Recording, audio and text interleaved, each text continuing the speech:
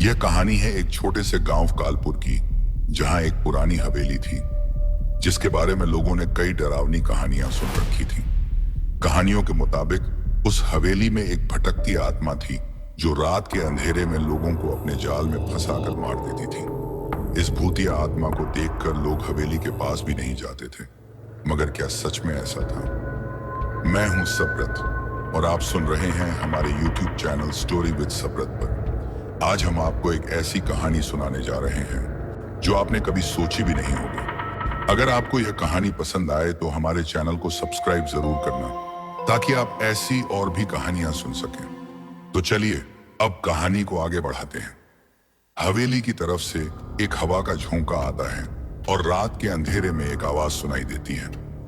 कालपुर गांव के लोग कहते थे कि हवेली में एक चुड़ैल रहती है जो हर किसी को मार डालती है जो भी वहां जाता है। गांव के बुजुर्ग कहते थे, उस हवेली की तरफ मत जाना, वहां कुछ अजीब है। लेकिन कुछ लोग कभी कभी अपनी जिज्ञासा को शांत नहीं कर पाते। राजत और नैना, जो शहर से आए थे, ने फैसला किया कि वे इस कहानी की सच्चाई जानेंगे। उनके मन में सवाल था कि क्या वाकई में हवेली में कुछ ऐसा था जो लोगों को डराने के लिए काफी था। दोनों ने अपनी यात्रा की शुरुआत की और पुरानी हवेली की ओर बढ़े। जैसे जैसे वे हवेली के पास पहुंचे, हवेली का भूतहा माहौल और भी डरावना लगने लगा। हवेली का दरवाजा ढीला था और अंदर अंधेरा ही अंधेरा था। नैना ने डरते हुए कहा, क्या हमें यहां जाना चाहिए? लेकिन राजत ने साहसिक कदम बढ़ाते हुए कहा, हमें इसकी सच्चाई जाननी होगी, तुम मुझसे साथ रहो। दोनों हवेली में दाखिल हो गए और तभी अंदर से एक ठंडी हवा का झोंका आया। सन्नाटा था, पर तभी अचानक एक हल्की सी आवाज आई, कौन हो तुम? यह सुनकर नैना का दिल जोरों से धड़कने लगा और वह डर से कांप उठी। क्या यह आवाज उसी भटकती आत्मा की थी? राजत ने थोड़ी हिम्मत जुटाई और कहा, हमें तुम्हारी मदद की जरूरत है। हम यहाँ कोई नुकसान नहीं करने आए हैं। क्या सच में हवेली में कोई आत्मा थी और क्या वह मदद करना चाहती थी? इन सवालों के जवाब जल्द ही मिलेंगे। तो चलिए कहानी को आगे बढ़ाते हैं। जैसे ही राजत और नैना हवेली के अंदर कदम रखते हैं, एक अजीब सा सन्नाटा चारों ओर फैल जाता है। हवेली का हर कोना और दीवारें जैसे किसी खामोश गवाह की तरह खड़ी हैं। बाहर की ठंडी हवा भीतर आकर और भी ठंडी महसूस होने लगती है और नैना के गले में डर की गहरी सांस अटक जाती है। राजत ने अपनी बात को आगे बढ़ाते हुए कहा, तुम घबराओ मत, हम यहाँ किसी को नुकसान पहुंचाने नहीं आए हैं। हम बस इस जगह की सच्चाई जानना चाहते हैं। सन्नाटे को चीरते हुए फिर वही आवाज सुनाई देती है, तुम लोग मुझे क्यों ढूंढ रहे हो? क्या तुम जानना चाहते हो कि मैंने यहाँ क्या किया? यह आवाज किसी औरत की थी जो एक बार फिर अंधेरे से उभर कर सामने आई। नैना डर से कांपते हुए राजत के पास खड़ी हो जाती है।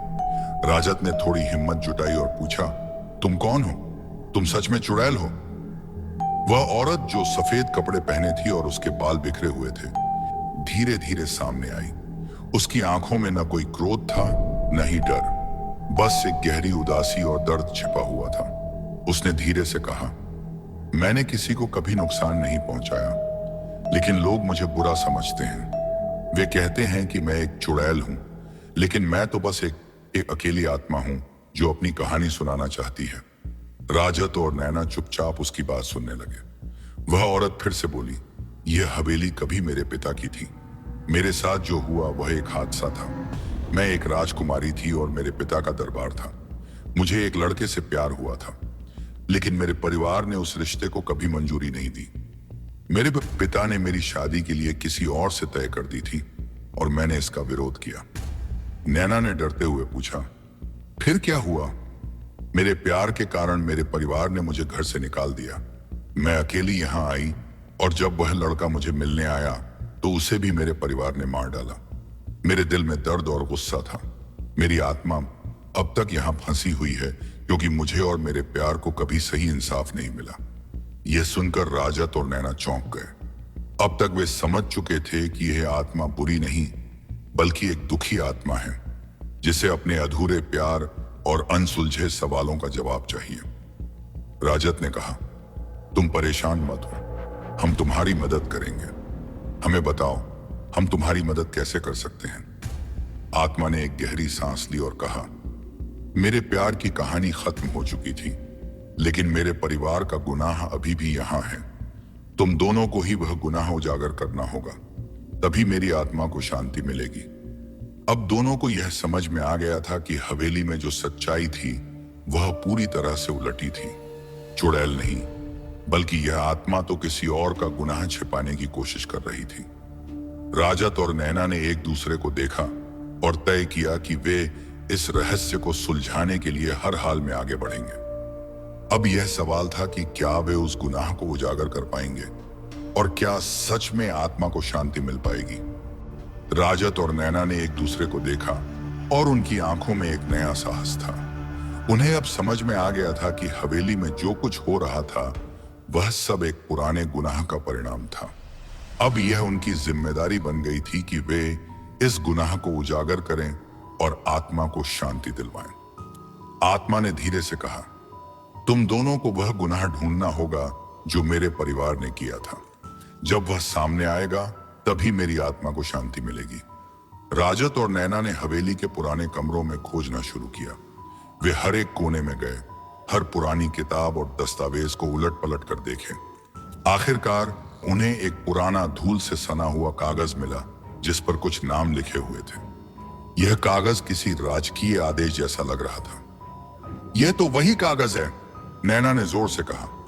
यह दस्तावेज उस दिन के बारे में बताता है जब तुम्हारे परिवार ने उस लड़के को मारा था। राजत ने कागज को ध्यान से पढ़ा और कहा, यहां पर साफ लिखा है कि तुम्हारे पिता ने उस लड़के को धोखे से मरवाया था और फिर सब कुछ छुपा लिया गया था। तुम्हें यह सब नहीं बताया गया था। आत्मा ने यह सुनते ही आंखें बंद कर ली और उसकी चेहरे पर एक गहरी शांति छा गई। तो यह था मेरा गुनाह और अब यह सच सामने आ गया है, उसने धीरे से कहा। राजत और नैना ने दस्तावेज को हवेली के बाहर जाकर गांव के बुजुर्गों को दिखाया। बुजुर्गों ने दस्तावेज को देखकर कहा, यह सच है, यह वही गुनाह था जो इस हवेली में छुपाया गया था। गांव वालों ने मिलकर इस राज को उजागर किया और जल्द ही राजकुमारी की आत्मा को शांति मिली। हवेली का अंधेरा अब खत्म हो चुका था और लोगों का डर भी समाप्त हो गया। आत्मा ने राजत और नैना की ओर देखा और मुस्कुराते हुए कहा, तुम दोनों ने मुझे शांति दिलवाई और अब मेरी आत्मा को मुक्ति मिल जाएगी। धन्यवाद। इसके बाद आत्मा एक हल्की सी हवा के रूप में उड़कर हवेली से बाहर चली गई। हवेली में अब कोई डर नहीं था, बस एक शांति का माहौल था। राजत और नैना ने एक दूसरे को देखा और उनकी आंखों में संतोष और राहत की भावना थी।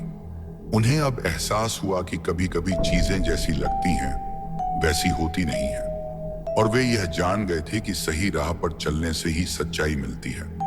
जब वे हवेली से बाहर निकले तो सूरज की किरणें उनके चेहरे पर पड़ी और पूरा गांव अब एक नई रोशनी में चमक रहा था। समाप्त। इस कहानी का अंत यही था कि कभी कभी डर की वजह कोई और नहीं बल्कि हमारी खुद की समझ और सच्चाई होती है।